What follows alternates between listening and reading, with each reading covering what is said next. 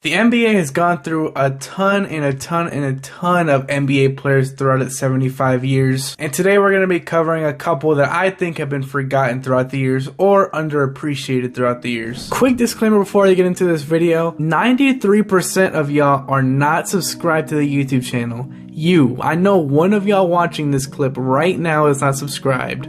But please, if you do like this channel and what I do, or you see potential in what I'm doing, please hit the subscribe button. It's real quick and easy, and it really does help in the long run. I really appreciate it, and let's get back to the video. In no particular order, I'm starting with Alex English. Alex English was a 6'8" forward who can score at will, basically. He also scored the most points by any player throughout the entire 80s with 21,018 points. He outscored players such as Moses Malone, Larry Bird, Kareem Abdul-Jabbar, George Gervin, and many more. He had 8 straight All-Star appearances, averaged at least 23 points per game in 9 straight seasons, and in his prime with Denver, which was basically almost the entire 80s, he averaged 27 points per game, almost 6 rebounds per game, 4.5 assists per game, shot 51% from the field and 84% from the free throw line. He also led Denver to 8 straight playoff runs, which is basically all his prime. So when he's in his prime, he was winning and leading Denver to the playoffs. And in those 8 straight playoff runs,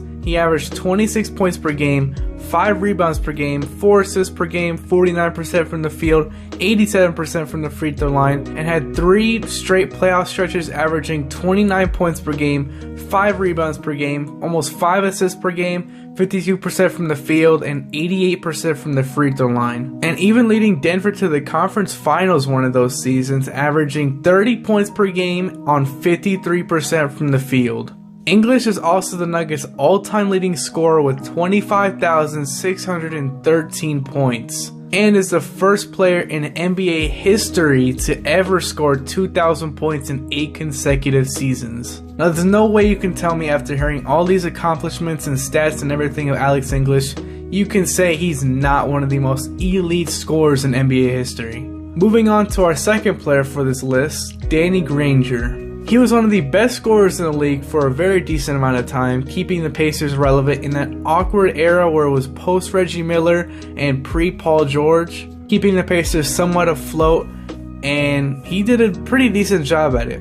Eventually leading the Pacers to the playoffs for 2 seasons in 2011 and 12, averaging 18.5 points per game, 5.5 rebounds per game, and 35% from the field. And those were the 2 playoff runs before getting hurt in the 2012-2013 season and only playing 5 games that year, and Paul George taking over as the main guy in Indiana. Although in Danny Granger's prime in the regular season, he averaged 21 points per game, around 5.5 rebounds per game, and shot 43% from the field, shot 38% from the three-point line, and shot 40% from the three-point line twice in his 5-year prime. If not for injuries, Granger could have been one of the top scorers in the league for many years, and with Paul George along his side, could have been a possible champion or multiple-time champion. Danny Granger, one of the biggest what-ifs in NBA history for sure. For the third spot on our list, we have Michael Redd. During Michael Redd's best seasons with Milwaukee, he averaged around 23.5 points per game, 4 rebounds per game, 45% from the field, 37% from the three-point line, 85% from the free throw line, and made an all-star team in the 2003-2004 season. Redd also had a 2-season stretch averaging 26 points per game, 4 rebounds per game, 46% from the field, 39% from the three-point line, and 86% from the free throw line, and about a steal a game. And in the first season of that 2-season stretch I just read off,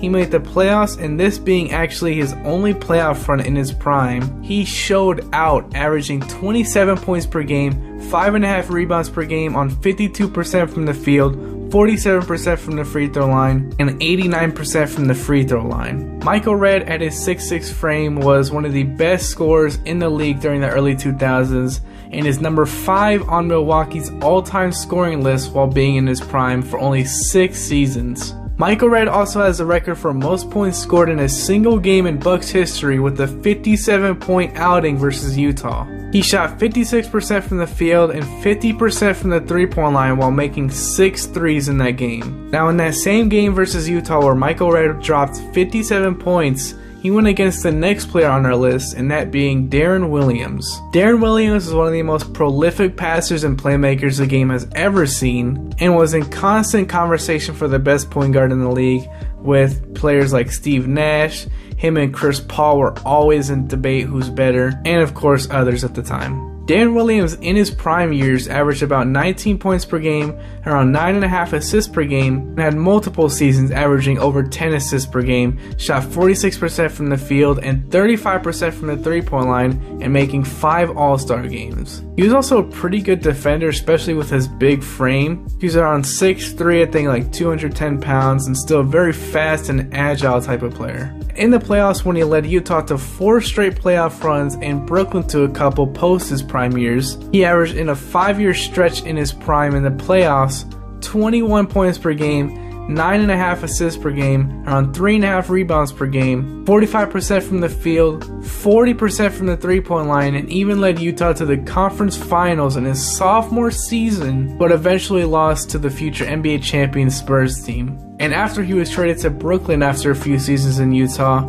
the Jazz missed the playoffs 5 of the next 6 years. Last on our list, we have my personal favorite point guard of all time, Tony Parker. Tony Parker was also in conversation with Darren Williams with one of the best point guards in the league, and Tony Parker definitely deserved to be in that conversation. He's been to the finals 5 times and won 4 of them, and in one of those finals he won in 2007 versus the Cavs. Parker won the finals MVP on the same team as Tim Duncan. Tony Parker, in that series when he won finals MVP versus the Cavaliers, averaged around 24.5 points per game, 5 rebounds per game, 3 assists per game on 57% from the field, 57% from the three-point line, and a clean sweep versus Cleveland. Parker, with that finals MVP trophy, is one of only 7 point guards to ever win that award, in the same talks with players like Magic Johnson, Curry, Jerry West, and Isaiah Thomas. Parker's playstyle, if put in today's era of basketball, would also flourish completely, and he'd still be one of the top point guards in the league. Parker was also a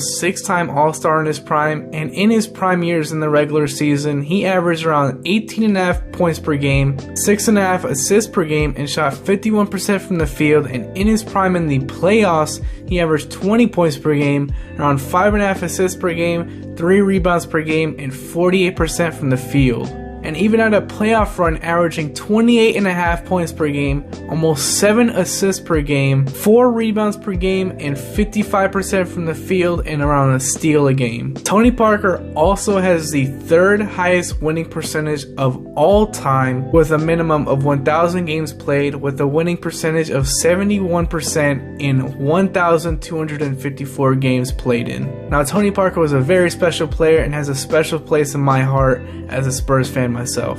Now, if you agree or disagree, or you're on the fence, or you think another player should be here on this list, put it down in the comments below. Let's have a conversation. Be respectful. And if you liked the video, hit the like button down below, subscribe button, and notification bell so you can be notified as soon as I upload. Appreciate all the love and support, and hope to see you guys in the next one. Peace out.